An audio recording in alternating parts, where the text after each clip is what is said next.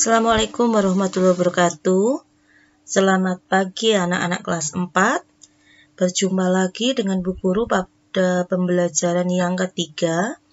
Kali ini kita akan membahas tentang pekerjaan yang lain, yaitu pekerjaan tentang pengrajin cenderamata dari barang-barang bekas. Cenderamata adalah sebuah kenang-kenangan. Bisa juga kecil, bisa juga barang yang besar, tapi terbuat dari barang bekas. Jadi sampah yang ada di sekitarmu itu bisa menjadi barang-barang yang berguna, seperti pada layar yang Bu Guru tampilkan kali ini. Ini ada bunga, kotak pensil, kemudian ada kotak pensil lainnya, dan kotak pensil lainnya ini semua dari barang bekas. Ada yang dari tutup botol, ada yang dari kemasan air mineral. Itu semuanya diubah oleh tangan-tangan yang terampil. Jadi sampah itu merupakan bahan sisa yang tidak diinginkan. Jadi karena ada suatu proses, maka jadilah barang-barang yang bermanfaat. Kemudian sampah juga bisa diolah lagi dengan berbagai cara. Ini adalah 4 cara mengolah sampah. Yang pertama, mengurangi pemakaiannya atau disebut dengan reduce. Ini ada 4 R ya. Reduce, reuse, recycle, dan replace. Jadi pengolahan sampah itu terkenal dengan 4 R. Yang pertama adalah reduce, yaitu mengurangi pemakaian. Sebisa mungkin kita mengurangi penggunaan kemasan barang.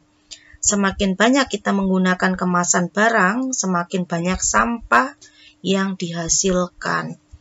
Jadi barang-barang itu yang dibungkus itu, kemudian dimasukkan kotak, lebih baik kotaknya itu tidak digunakan karena sampahnya akan semakin menumpuk. Kemudian memakai kembali, reuse. Use itu artinya memakai, kalau re itu kembali ya. Reuse. Sebisa mungkin pilihlah barang-barang yang bisa dipakai kembali.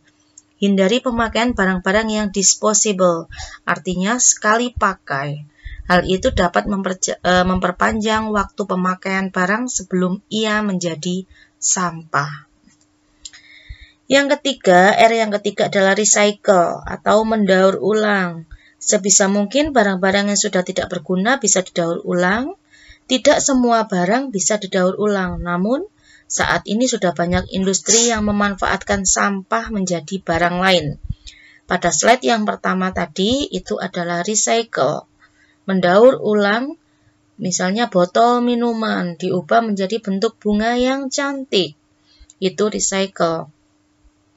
Mengganti ulang atau R yang keempat, replace. Teliti barang yang kita pakai sehari-hari. Gantilah barang-barang yang hanya bisa dipakai sekali dengan barang yang tahan lama. Misalnya plastik, ya, bungkus plastik. Sekarang di toko-toko, misalnya toko swalayan, mall, itu sudah tidak menggunakan bungkus plastik lagi, tapi menggunakan tas dari kain. Jadi itu meminimalisir plastik yang berlebihan, diganti menjadi tas yang bisa digunakan lebih dari 1 kali pakai. Jadi bisa selamanya dipakai kalau tas. Ada beberapa cara dalam mengolah sampah. Misalnya, yang pertama itu membuat kompos. Ini biasanya dari sampah organik. Sampah organik itu kulit buah, sisa sayur, sisa buah, sisa makanan, sampah kebun. Sampah kebun itu contohnya daun yang berguguran, bunga, batang pohon, itu bisa menjadi kompos. Jadi kompos itu dibuat dari sampah organik yang bisa hancur. Kemudian ada lagi yang dibuat dari sampah anorganik. Jadi sampah yang tidak hancur itu di-recycle. Apa tadi di-recycle? Digunakan kembali menjadi kerajinan dari bahan bekas. Misalnya ini dari botol minuman ya, botol minuman soda bersoda. Itu dipotong tengahnya, kemudian dijadikan tempat tanaman.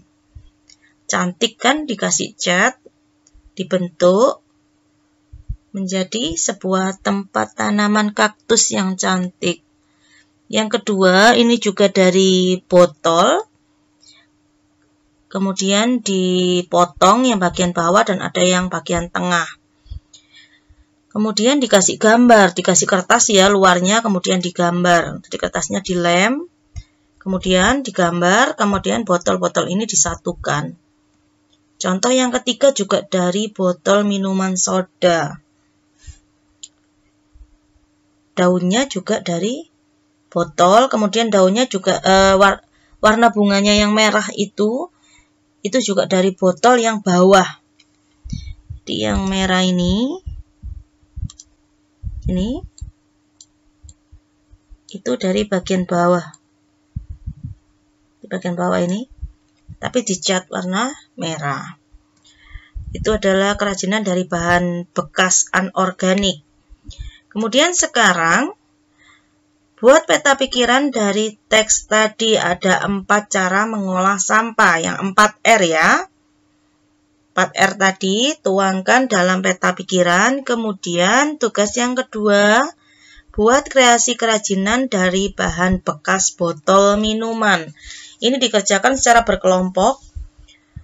Berkelompok sesuai dengan tempat tinggal, kelompok TKB ya, yang tempat tinggal yang terdekat dengan kalian.